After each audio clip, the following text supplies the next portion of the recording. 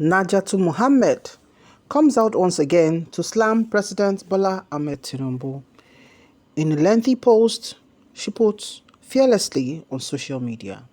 Hello everyone, welcome to newsspottv. Democracy and the Presidential Election Tribunal in Nigeria is the title of the post by Najatu Mohammed. Recent events in the affairs of our nations, most especially the risk of destabilizing the entire West African region by the ECOWAS leaders, necessitates the need to once again speak out and to call on all Nigerians to stand united in calling the ECOWAS leaders to order by denouncing violence and by addressing the devastating consequences of war on human lives and societies. The call for a military intervention in Niger Republic to reverse a coup in Niger is nothing short of a declaration of war against the Niger Republic, Mali, Burkina Faso, and the Republic of Guinea by the ECOWAS on behalf of foreign colonial interests. Such despicable actions in the name of democracy is not only condemnable but also unacceptable. Democracy is not a one-size-fits-all model, and democracy is not a hypocritical agenda that is used by interested parties to advance their personal interest at the time of their choosing for their personal benefits. To describe or to discuss the issue of democracy in the ECOWAS region means accepting that democracy even exists in the ECOWAS region. For us to truly understand what is going on in Nigeria and the ECOWAS today, we must look deeper and beyond the obvious by dissecting the interests of all parties involved. The first party and interest that needs to be highlighted is France, a colonial power that has instigated over 60 coup attempts on the African continent from 1960 to date. As a former colonial power, France has supported the most undemocratic regimes on the African continent to date, in order to continue to exploit the resources of these African countries. These so-called ECOWAS military operations to protect democracy in Niger is nothing short of a joke taken too far.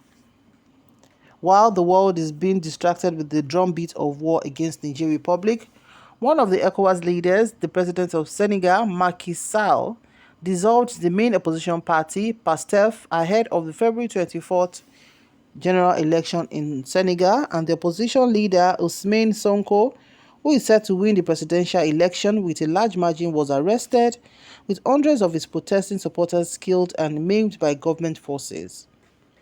All these unfortunate democratic events happened in the past 1 week alone, while we are all being distracted with the coup in Niger Republic.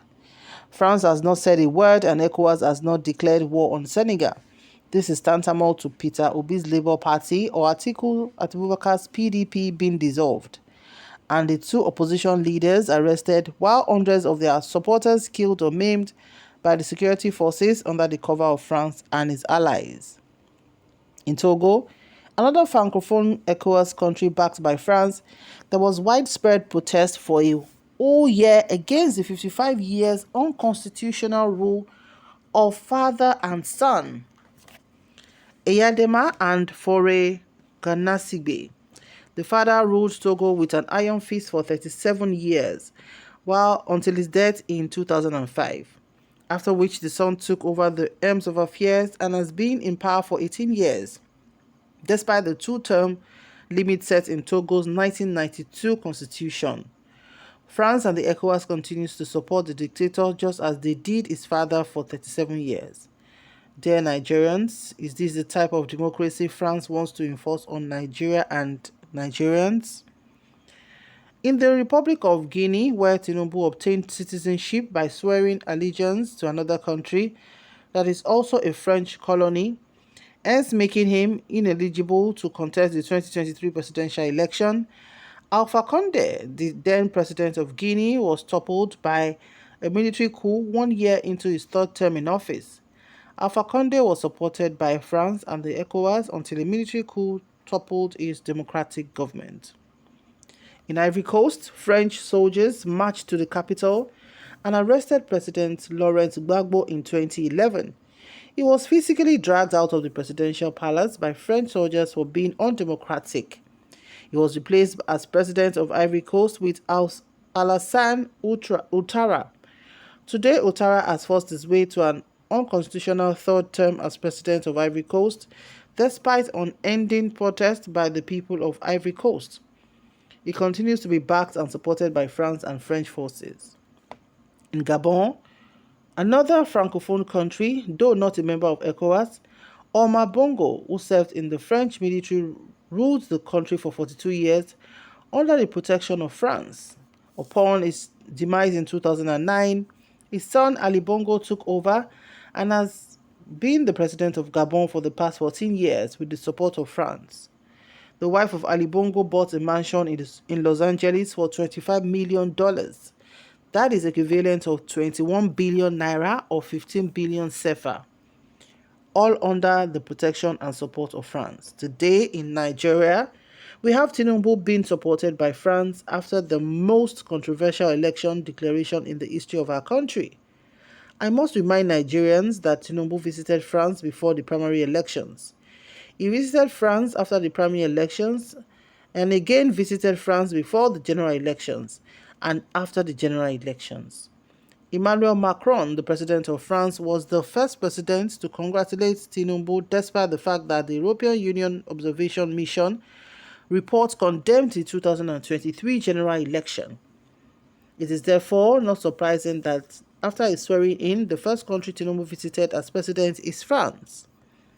Nigerians need to know what France wants from Tinubu and from Nigeria. We also want to know what Tinubu wants from France in return. The overzealousness in cutting electricity supply to Niger and shutting our borders with Niger is not just baffling, but utterly undiplomatic and a clear sign of incompetence. Is sending our troops to Niger without meeting the constitutional requirements democratic? Section 5, subsection 4 of the 1999 Constitution, as amended, states that the president cannot declare a state of war between Nigeria and any other country except with the approval of both the House of Representatives and the Senate sitting in a joint session. Moreover, is a coup in Niger Republic an imminent threat to Nigeria's national security? Is Niger not a sovereign state guaranteed under the UN Charter? The ECOWAS military intervention in Niger is just another smoke screen and a distraction from the current travails of Tinubu in the Presidential Election Tribunal, just as it is for Senegal's Macky Sall and his French-backed security forces. If Nigeria is at war, Tinubu can declare a state of emergency or a martial law that will allow him to remain in power indefinitely, putting aside any tribunal or judicial process challenging his eligibility to even contest the election. With the backing of France and other colonial powers, he would deploy security forces to quell all forms of protest to his undemocratic and unconstitutional machinations. Tinubu is aware that he is not eligible to contest. The tribunal judges know this. APC as a political party also knows this. So why is Tinubu so eager to go to war on behalf of France and with the backing of France in the name of democracy? In France, our democratic presidential election results announced at 3 a.m. Did Emmanuel Macron of France encourage his supporters to snatch it and grab it?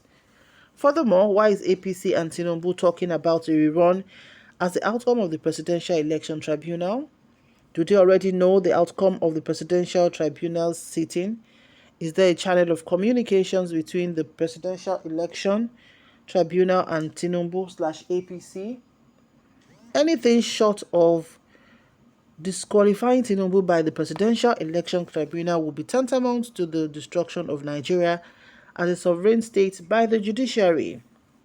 This would be most unfortunate as our generation has continued to fail young Nigerians and their children.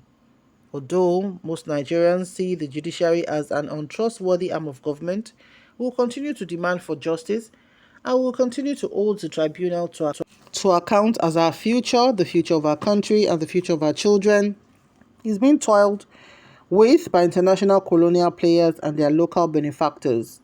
The panel of 5 judges that are presiding over the Presidential Election Tribunal are not only representing the judiciary, but they are also a representation of Nigeria as a sovereign and unified state, as each and every one of the 5 judges is a reflection and a representation of at least 5 out of the 6 geopolitical zones. Honorable Justice Aruna Samani, Northeast. Honorable Justice Stephen Jonah Ada, North Central. Honorable Justice Mistura Omodere Bolaji Yusuf, Southwest. Honorable Justice Boloku Oromo Moses Ugo, South, and Honorable Justice Abba Bello Mohammed, Northwest. In just 60 days in office, Tinubu has created unimaginable chaos throughout Nigeria. I hope that INEC Chairman Mahmoud Yakubu is seeing everything that is happening in Nigeria today. Yakubu will forever remain a pharaoh in Nigeria for generations to come. I hope he's happy with the legacy that he has left his children and grandchildren. Finally, I want to make it categorically clear that ECOWAS is now simply a cult for undemocratic leaders desperately trying to hold onto power on behalf of colonial interests. However, Nigeria has come of age, and despite multiple attempts on my life, despite 7 surgeries due to being poisoned, despite being jailed multiple times, despite my husband being chopped to pieces and burnt alive, I, Najatu Mohammed, will continue to fight for a better Nigeria and a free Africa. The fight for justice and freedom is eternal. I call on all Nigerians to do the same because I am definitely not a coward. Justice and freedom is not for the weak. Long live the Federal Republic of Nigeria. Signed, Najatu Mohammed. So people, those are the words, actual words of Najatu Mohammed. Let's just take a few comments. The first commenter said, "My Najatu, October is so green. Your dream for Nigeria will not perish, and you live to rejoice in her and know that ECOWAS is a colonial dragon tail, is now a fallen beast." Another said, "Almighty God will continue to guide and strengthen you. Our Almighty God has spoken the truth, and the injustice and evils France is rendering to Africans is terrible and very unfortunate. Justice will prevail and justice will be done, inshallah." Another said, "This is the first case he's facing as a leader that he claims to be, and all he could do is to brag about going to war, which means the only intention he came with is to turn Africa upside down. If they can support the fraudulent ex-president that is refusing to leave office after spending good 10 years, then they are all the same bad eggs." Another said, "But ECOWAS has not always been like this. What exactly is going on?"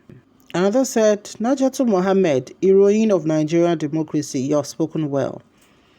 Another said, "This is a true Nigerian speaking." Another said, "God will continue to protect you and your family. You and Obi Ezekwesili and a few others have all written your names in gold in the heart of millions of Nigerians, and we shall always be grateful to God for having you fearless women in our midst." Another said, "First time I've seen someone speaking my mind. Madam Najatu, I really appreciate your courage. Sometimes I feel like all these our corrupt leaders believe the masses are not just fools. We are equally blind and speechless, but they don't know we know what we are doing." Okay, those are just the few we can take right now. What's your opinion with this speech written by Najatu Mohammed, a fearless human rights activist from the north who has always spoken her mind, especially recently during the campaign where she talked about how she pulled out of being part of the APC-PCC committee and all the saga that thrilled, and she was always coming out to defend herself, to counter what she thinks is not the right thing and all of that. She's been quiet since the president of Nigeria, President Bola Ahmed Tinubu, has been sworn in as the president, but out of the blue, she's saying that she's coming out again to lend her voice to the situation of Nigeria, especially concerning our current stance with Niger Republic, where we have cut off the light and so many other things are coming into play. We'll see you in the next video.